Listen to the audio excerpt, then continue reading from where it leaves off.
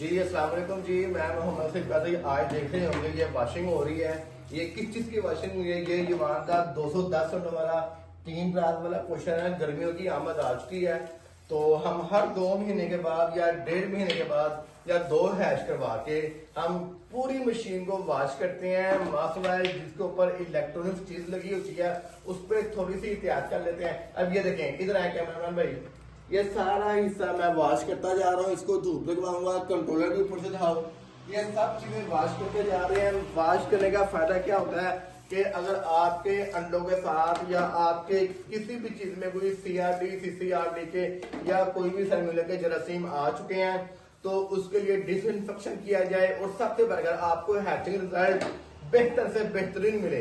तो आप सब लोगों जिनके पास इस तरह के इंक्यूबेटर हैं जो कि वाश बनाए, लकड़ी वालों की तो बात नहीं कर रहे ना, जो लोकल बनाने वालों जो क्लेम करते हैं जी हाथ पे हमें बड़ा मान है, वो इस तरह के इंक्यूबेटर वाश कर सकते हैं। ये पानी है, ये सर्फ है, हर एक चीज को हम वाश कर रहे हैं ताकि इनके जरासीम का खात्मा किया जा सके। इसको धूप लगवाएंगे, फिर हम इसके अंदर व्हाइट शामों के इंशाअल्लाह हैश करवाएंगे।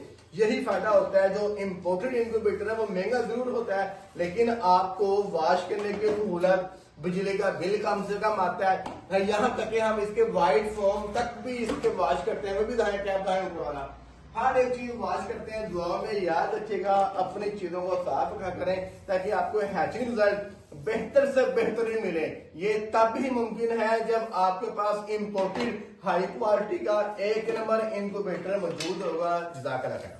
अस्सलाम वालेकुम जी, टाकी पकड़ ली है। अब ये जो वॉश किया था हमने इम्पोर्टेड इंक्यूबेटर, इसको धूप लगवाई जा रही, जैसे कि मैंने डिटेल बताई थी आपको, जो कि इस बाल्टी के अंदर मौजूद है, जिसको आप वॉशेबल कर सकते हैं।